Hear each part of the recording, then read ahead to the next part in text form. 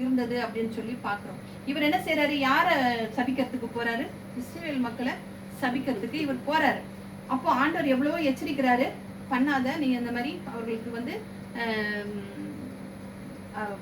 இஸ்ரவேல் ஜனங்களை நீ வந்து என்ன செய்யாத, சபிக்காத அப்படின்னு நிறைய தடவை சொன்னாலும் அவன் கேட்காம போறான். எது மேல ஏறி போறான்? கழுதையின் மேல ஏறி போகும்போது கழுதைக்கு தெரியுது தேவன் வந்து எதிர்க்க நிக்கிறாரு, கையில வந்துட்டு உருவின வாளோட நிக்கிறாரு, வழி மறிச்சு நிக்கிறாரு. அது போக மாட்டேன்னு என்ன செய்யுது? அடம் பிடிச்சு நிக்குது. அப்போ கழுதைக்கு தெரியுது, யாருக்கு தெரியல? பிள்ளையாமுக்கு தேவன் இருக்கிறது தெரியல. அதுக்கப்புறம் தான் வந்துட்டு அதன் பிறகுதான் கண் திறக்கப்பட்டவனுக்கு தான் தூதன் வந்துட்டு அங்க நிக்கிறது தெரிகிறது என்று சொல்லி நம்ம பார்க்கிறோம். இப்போ பார்க்கிறோம் இப்படியாகத்தான் மாம்சமான கண்ணு, ஆவிக்குரிய கண்கள்னு ரெண்டு விதமான கண்கள் இருக்கு அப்படின்னு சொல்லி நம்ம பார்க்கிறோம். மாம்சமான கண் எதை பார்க்கும்? அசுத்தமானதையும் அருவருக்கத்தக்கதையும் தான் என்ன செய்யும்? பார்க்கும் என்று சொல்லி நம்ம பார்க்கிறோம். அப்ப இது வரைக்கும் ஆவிக்குரிய காரியங்களை நம்ம என்ன செஞ்சா பார்த்துட்டு இருந்தோம். ஆதாம் ஏவாளுக்கு பரலோகத்தின் காரியங்கள் எல்லாம் என்ன செய்யப்பட்டது? இந்த பாவம் செஞ்சதுனால பரலோகத்தின் காரியங்கள் எல்லாம் அவர்களுக்கு அடைக்கப்பட்டு போனது. இருளின் காரியங்கள் அவர்கள் கண்களிலே, அதுக்கப்புறம் தான் அவங்களுக்கு இருளின் காரியங்கள் எல்லாம் தெரிய ஆரம்பித்தது இந்த பாவம் செய்த பிறகு அப்படின்னு சொல்லி நாம பாக்குறோம். அப்போ பாக்குறோம். இப்போ நமக்கும் தேவனுக்கும் நடுவுல மத்தியஸ்தராக இப்ப யார் வந்து நிக்கிறாரு? இப்ப அவங்களுக்கு யார் இருந்தாரு? அவங்களுக்கும் ஆதாமுக்கு ஏவாளுக்கும் மத்தியஸ்தராக தேவன் இருந்தாரு.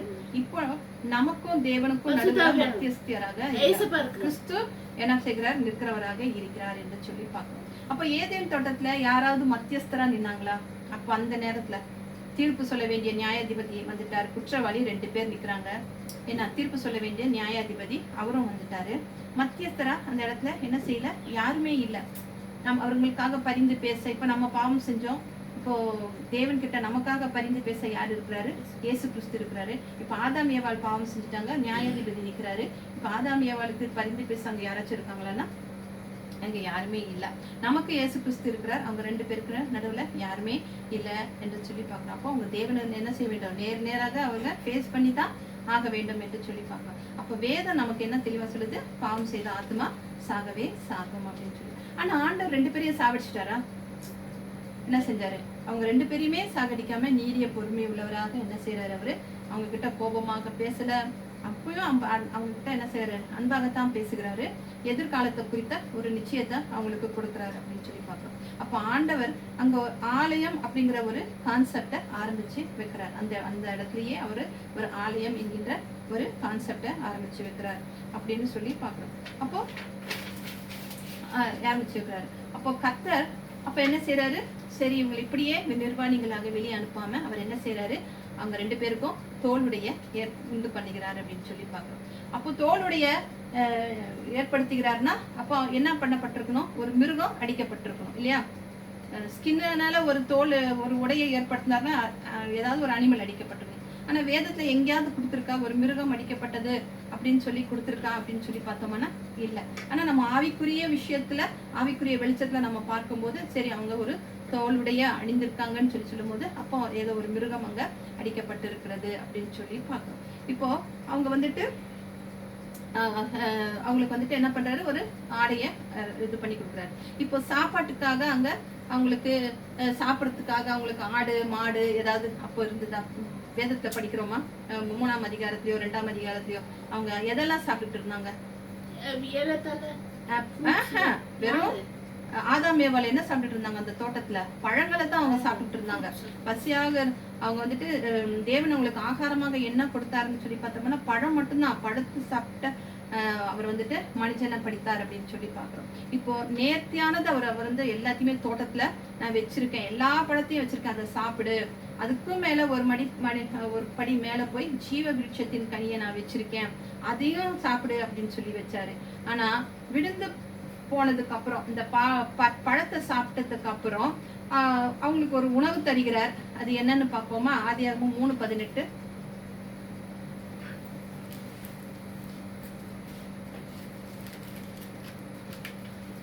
அது உனக்கு முள்ளும் குறுக்கும் முளைப்பிக்கும் வெளியின் பயிர் வகைகளை புசிப்பாய். பயிர் வகைகளை புசிப்பாய்.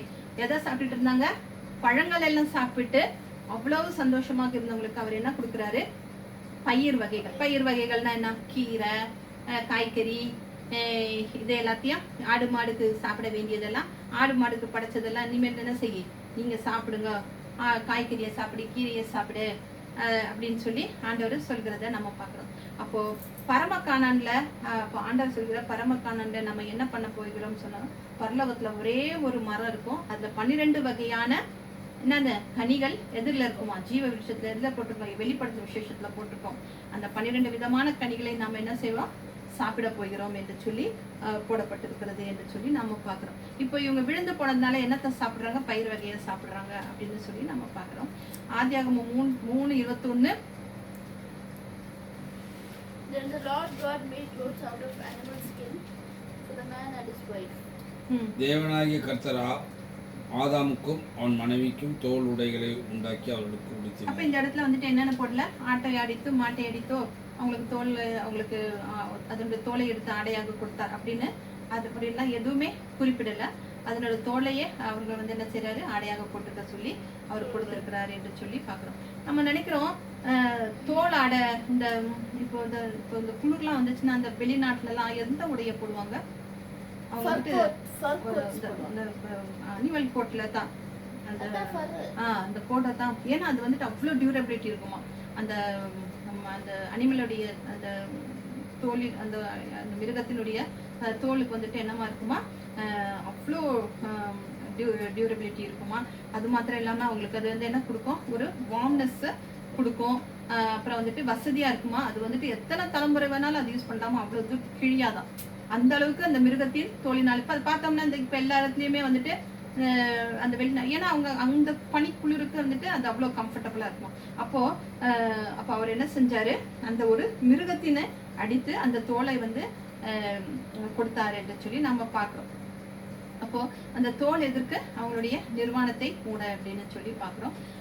அப்போ அந்த தோல் ஒரு மிருகம் அடிக்கப்பட்டதுன்னா அப்ப அங்க என்ன சிந்தப்பட்டிருக்கும், ரத்தம் சிந்தப்பட்டிருக்கும். அப்போ அந்த மாம்சம் என்ன ஆச்சு அப்படின்னு சொல்லி நம்ம போடல இல்லையா, ரத்தம் சிந்தப்பட்டிருக்கும், மாம்சம் இருக்கும் இல்லையா, ஃப்ளஷ் இருக்கும். ஆனா இவங்க வந்துட்டு என்ன, தோலினால மட்டும்தான் இவங்க என்ன செஞ்சிருக்கிறாங்க, அந்த உடைய போட்டிருக்காங்க, ரத்தம் சிந்தப்பட்டிருக்கு அப்படின்னு நம்ம பாக்குறோம். அப்போ இது என்று சொல்லி பாக்குறோம். அப்போ முதல் தகன பலியாக கொடுக்கப்பட்டது எதாக இருக்கிறது என்று சொல்லி பார்க்கிறோம், ஒரு மிருகமாக இருக்கிறது. ஒரு மிருகத்தை அவர்கள் என்ன செஞ்சிருக்கிறாங்க, தகன பலியாக கொடுத்திருக்கிறார்கள் என்று சொல்லி பார்க்கிறோம். ஏன்னா ஒரு பலி செலுத்தாம தேவன் வந்து என்ன செய்யறாரு, ஒரு பாவியான மனுஷனோட உறவு கொள்ள முடியாது என்று சொல்லி பார்க்கிறோம். இதுதான் என்ன சட்டம், அப்படித்தான் சொல்கிறது என்று சொல்லி நம்ம பார்க்கிறோம். இப்பெல்லாம் கூட இந்த ஊர் சட்டம் எல்லாம் பார்த்தோம்னா மனுஷனுடைய ரத்தத்துக்கு ரத்தம் தான் கேட்பாங்க சிலர் இல்லையா, பிளட் மணி காசு வேண்டாம், அவன் எப்படி செத்தானோ அதே மாதிரி அவன் சாக்கணும் அப்படின்னு சொல்லி சொல்கிற அந்த ரத்தத்துக்கு ரத்தம் சொல்கிற சட்டங்கள் எல்லாம் இன்னமும் இருக்கிறது அப்படின்னு சொல்லி பாக்குறோம். அப்ப தகன பலின்னு சொன்னா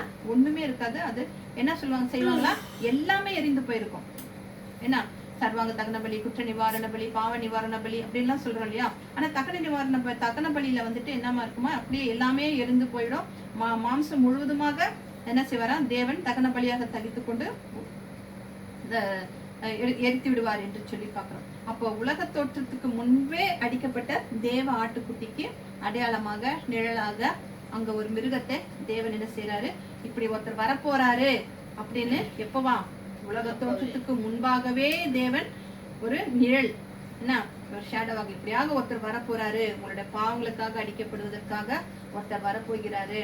நம்மளுக்கெல்லாம் அப்படிலாம் ஒருத்தர் இல்லாம இன்னைக்கு நம்மளும் தோளாடையை உடுத்திக்கிட்டு, ஏன்னா தோளாடையை உடுத்திக்கிட்டுலாம் நம்மளால இருக்கிற மாதிரி பண்ணியிருந்தா எப்படி இருந்திருக்கும், வெறும் கீரையையும் காய்கறியையும் சாப்பிட்டுக்கிட்டு இருங்கன்னு சொல்லியிருந்தாலும் எப்படி இருந்திருக்கும்.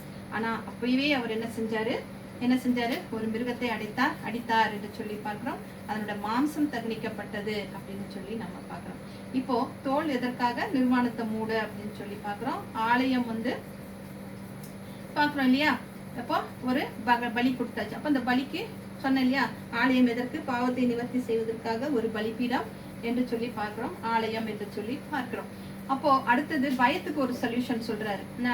முதல்ல நிர்வாணத்தை மூட ஒரு மிருகத்தை அடிச்சு என்ன கொடுத்துறாரு, ஆடையை கொடுத்துறாரு. அடுத்தது என்ன வந்தது அவங்களுக்கு, ரெண்டாவது பயம் வந்தது இல்லையா. பயம் வந்ததுன்னா அவர் என்ன சொல்றாரு, நான் வரேன் அப்படின்னு சொல்லி அவர் என்ன சொல்றாரு, ஸ்திரீயின் வித்தாக நான் வருவேன் அப்படின்னு சொல்லி அங்க சொல்கிறது இல்லையா. ஒரு ஸ்திரீயின் வித்தாக நான் வருவேன் அப்படின்னு சொல்லி அவர் சொல்கிறதை பார்க்க, உன் வித்துக்கும் என் வித்துக்கும் இல்லையா, இருக்கிறது இல்லையா, அது எது அந்த வசனம் பார்க்கலாம். 3 தான் இருக்கும்.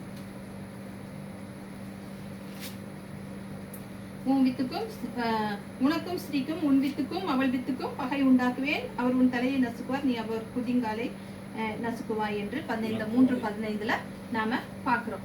அப்போ நான் வரேன் அப்படின்னு சொல்லி அவரு, நான் வருவேன், ஸ்ரீயின் வித்தாக நான் வருவேன் அப்படின்னு சொல்லி அவர் சொல்கிறத நம்ம பாக்குறோம். அப்போ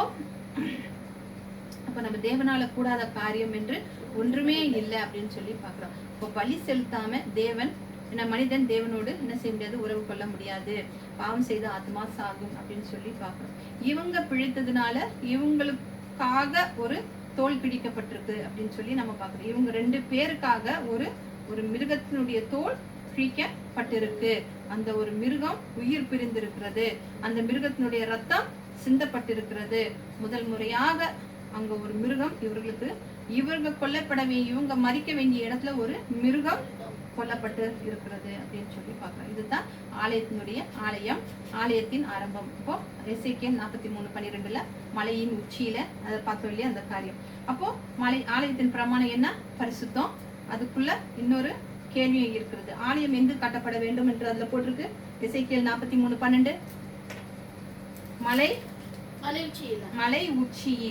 மலை உச்சியில் அடிவாரம் மட்டும் பரிசுத்தம் என்று சொல்லி நாம பாக்குறோம். இப்ப ஆண்டவர் ஆலயம் என்கின்ற கான்செப்ட ஏதேன் தோட்டத்துல கொண்டு வந்துட்டார்.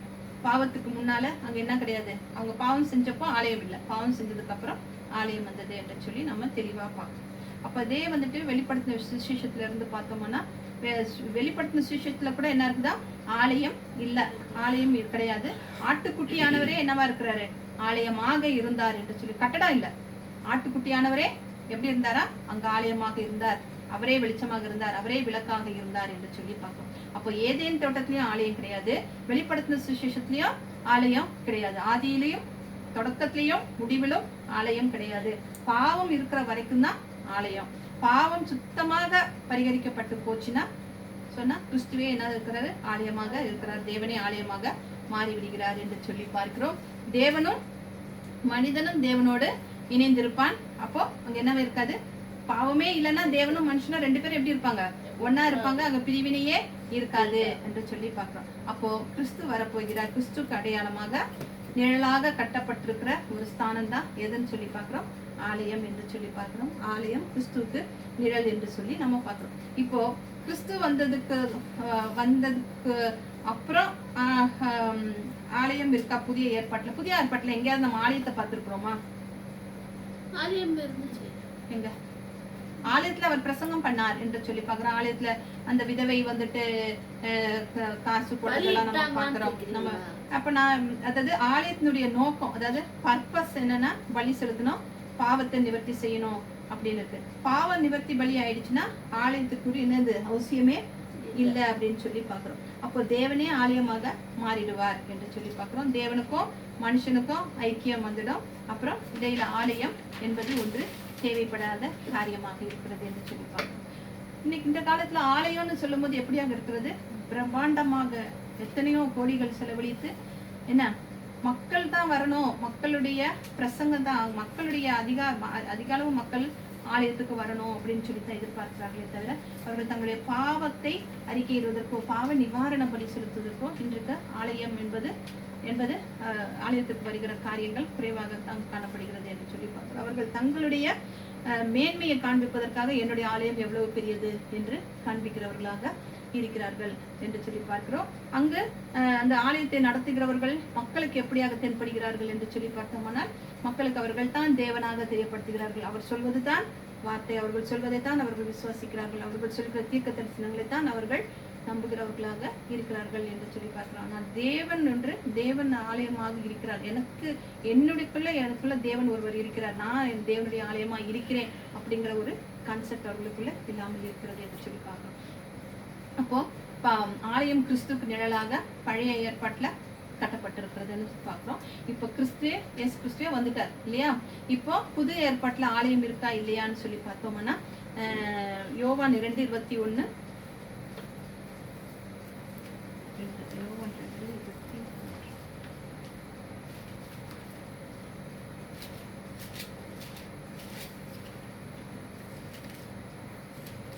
Jesus was talking about his body as a temple. அப்போ அவர் எதை குறித்து பேசுகிறார்? அவர் சரீரத்தை குறித்து பேசுகிறார் என்று சொல்லி பார்க்கிறோம். 1ஆம் அதிகாரம்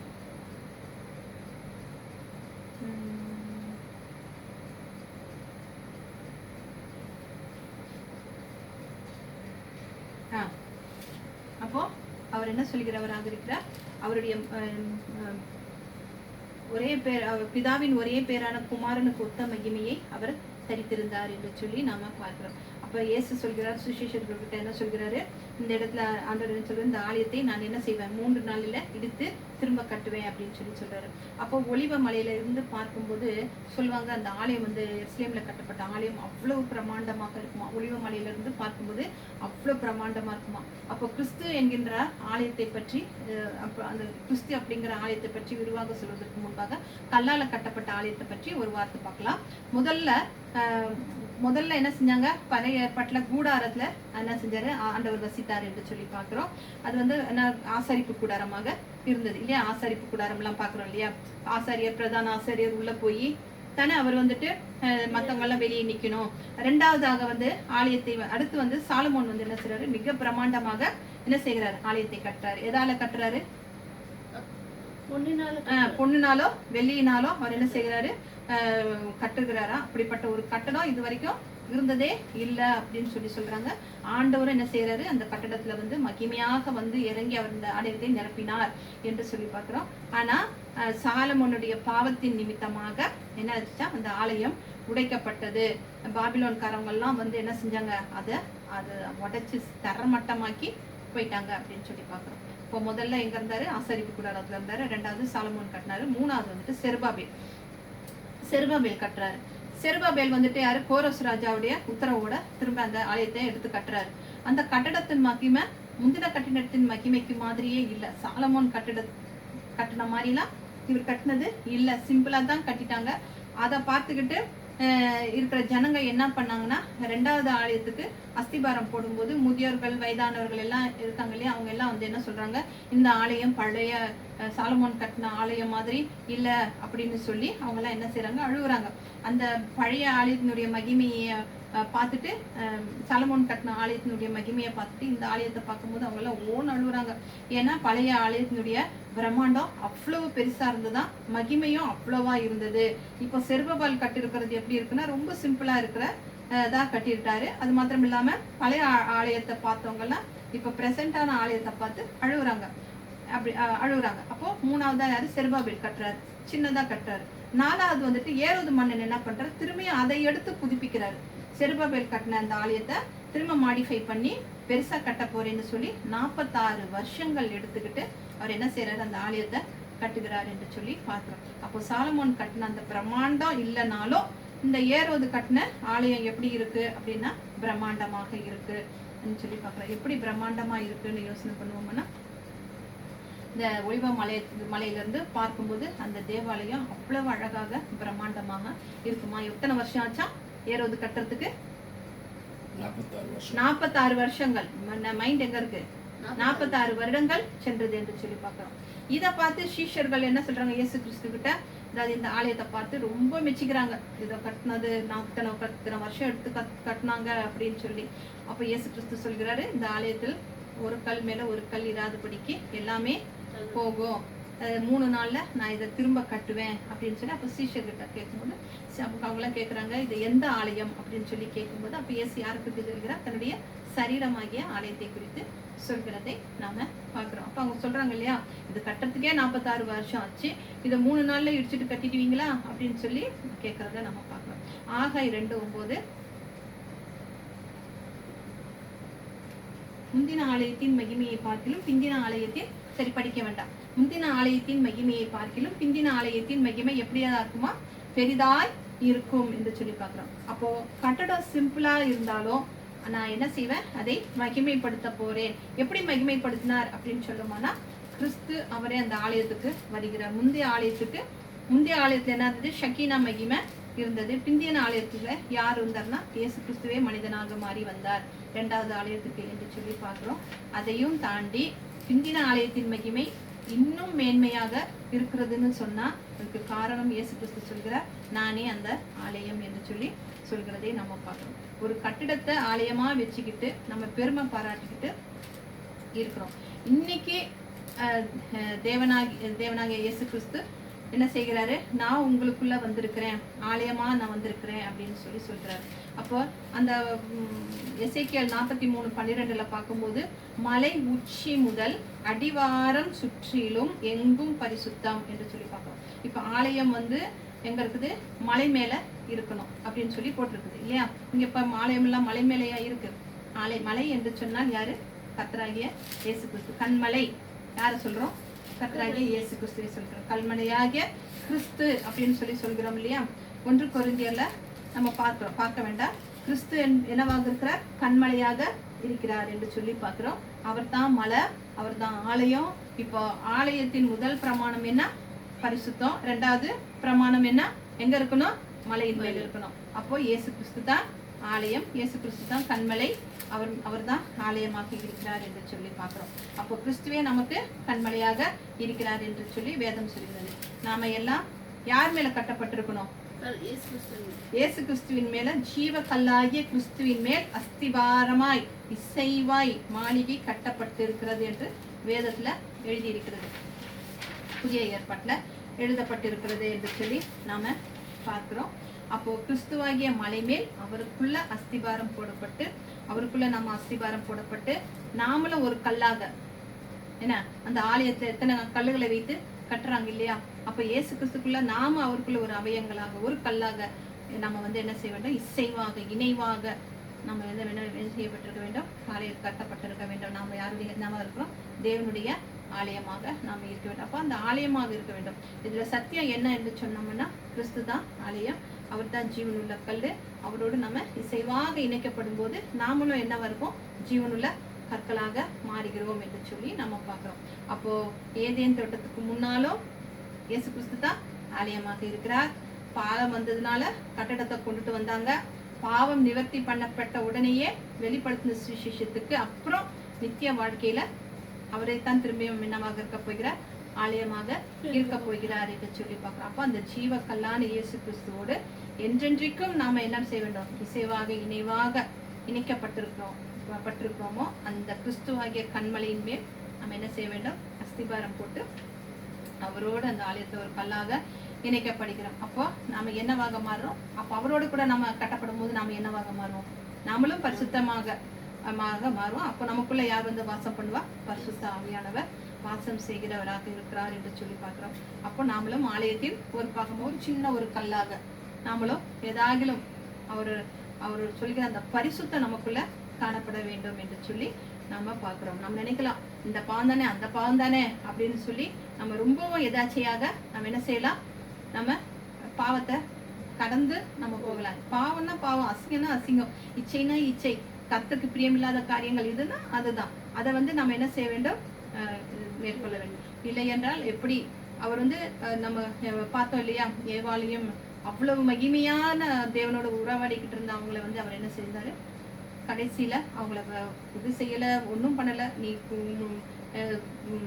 என்ன செய்கிற, நீ என்ன வேதனையோட பிள்ளையை பெறுவா, நீ நாளெல்லாம் உழைத்து நீ சாப்பிடுவாய் என்று சொல்லி அவர்கள் என்ன செய்கிறார், ஏதேன் தோட்டத்தை விட்டு வெளியே அனுப்புகிறார் என்று சொல்லி பார்க்கிறோம். அப்போ ஒரு அப்படிப்பட்ட ஒரு தேவனுக்கு நாம வந்து நம்மளுடைய பாவங்களை எல்லாம் மன்னித்து நம்ம இன்னமும் பாவங்களை செஞ்சுட்டு இருக்கோம். இனிமேலாவது நம்ம திருந்தி நம்ம என்ன செய்ய வேண்டும், ஜீவ கல்லாகிய சொன்னது போல நமக்குள்ள எப்பவுமே மலையின் உச்சியின் மேலும் அதை சுற்றில் அடிவாரம் முழுவதும் நம்ம செய்ய வேண்டும், காணப்பட வேண்டும். அப்ப நம்ம வீடை சுற்றிலுமாக என்ன செய்யப்பட வேண்டும், நம்முடைய வீட்டுல அவர் ஜீவனுள்ள ஒரு கல்லாக நமக்குள்ள இருக்கிற அந்த வீட்டிலே வசிக்கிறார்.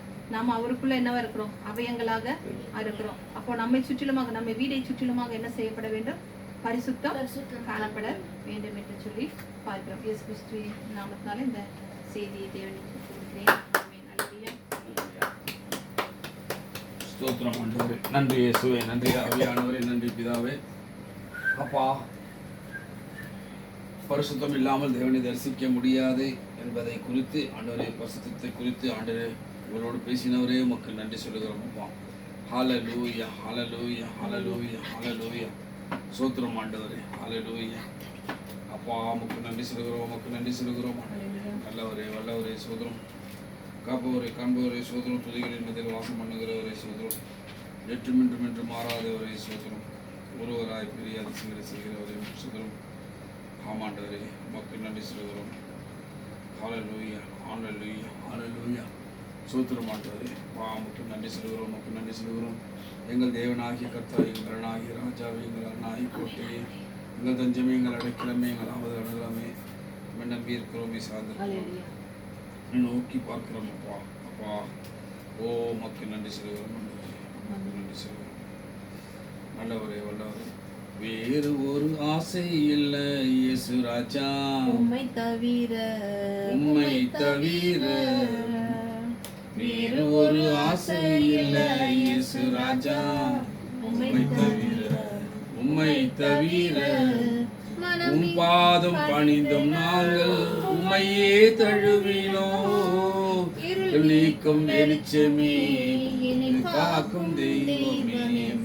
வேறு ஒரு ஆசை இல்லை இயேசு ராஜா, உம்மை தவிர.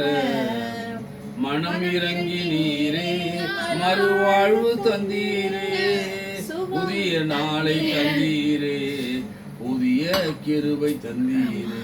வேறு ஒரு ஆசை இல்லை இயேசு ராஜா, உம்மை தவிர, உம்மை தவிர. சுகம் தந்தீரையா, பலனும் தந்தீரையா, இரக்கத்தின் சிகரமே, எங்கள் இதயத்தின் தீபமே. வேறு ஒரு ஆசை இல்லை இயேசு ராஜா, உம்மை தவிர, உம்மை தவிர. பரலோகமே உம்மை துதிப்பதான், இயேசுவே நீர் அங்கே வாழ்கிறீர். ஆலயத்தில் உம்மை துதிக்கிறோம், கர்த்தாவே எழுந்தருளும். பரலோகமே உம்மை துதிப்பதால், இயேசுவே அங்கே வாழ்கிறீர். ஆலயத்தில் உம்மை துதிக்கிறோம், இயேசுவே எழுந்தருளும். துதிக்கிறோம் துதிக்கிறோம், ஒன்றாக கூடி துதிக்கிறோம்.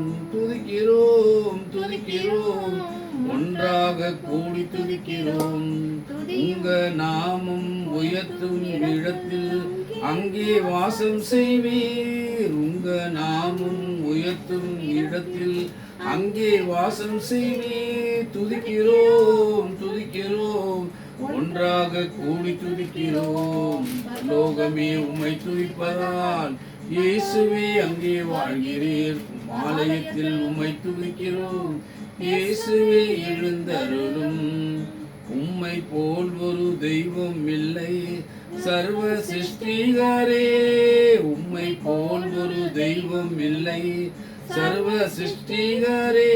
துதிக்கிறோம் துதிக்கிறோம், ஒன்றாக கூடி துதிக்கிறோம். லோகமே உம்மை துதிப்பதால், இயேசுவே அங்கே வாழ்கிறீர். ஆலயத்தில் உம்மை துதிக்கிறோம், இயேசுவே எழுந்தருளும். துதியும் கணமும் மகிமை எல்லாம் உமக்கே செலுத்துகிறோம். துதியும் கணமும் மகிமை எல்லாம் இயேசுவே உமக்கே செலுத்துகிறோம். துதிக்கிறோம் நாங்கள் துதிக்கிறோம், ஒன்றாக கூடி துதிக்கிறோம். பரலோகமே உம்மை துதிப்பதால், இயேசுவே அங்கே வாழ்கிறீர். ஆலயத்தில் உம்மை துதிக்கிறோம், இயேசுவே எழுந்தருளும். ஆமாண்டவரே அப்பா, ஆமாண்டவரே அப்பா. ஏனென்றால் பரிசுத்தம் என்பது எவ்வளவு நன்மை தருகிறது என்பதை நாங்கள் அறிந்து கொண்டோம் ஆண்டவரே. ஏனென்றால் ஏவாளுடைய கண்கள் எப்பொழுது திறக்கப்பட்டது ஆமாண்டவரே. வேண்டாம் என்று இருந்த அந்த கனியை புசித்தது நிமித்தம் தான் ஆண்டவரே. அதனால் வஞ்சிக்கப்பட்டோம் என்று நாங்கள் பார்க்கிறோம் ஆண்டவரே. சத்ருவான் எப்படி எங்களை மேற்கொண்டான் என்பதை நாங்கள் அறிந்து கொண்டோம் ஆண்டவரே. அவன் சத்தத்திற்கு நாம் செவி சாய்க்கும் போது நாம் அவனுடைய மகிமையை எழுந்து விடுகிறோம் என்பதை உணர வைத்த தேவனே உமக்கு நன்றி சொல்கிறோம் அப்பா. அப்பா உமக்கு நன்றி நன்றி நன்றி நன்றி. ஆமாண்டவரே, ஒவ்வொரு காரியங்களிலும், ஒவ்வொரு நேரங்களிலும், ஒவ்வொரு நிமிடங்களிலும், ஒவ்வொரு நொடி பொழுதிலும் தேவன் எங்களோடு கூட இருக்கிறதை நாங்கள் அறிந்து உணர்ந்து எப்பொழுது செயல்படுகிறவர்களாய் காணப்பட வேண்டும் ஆண்டவரே. அதற்காக உமக்கு நன்றி சொல்கிறோம் அப்பா.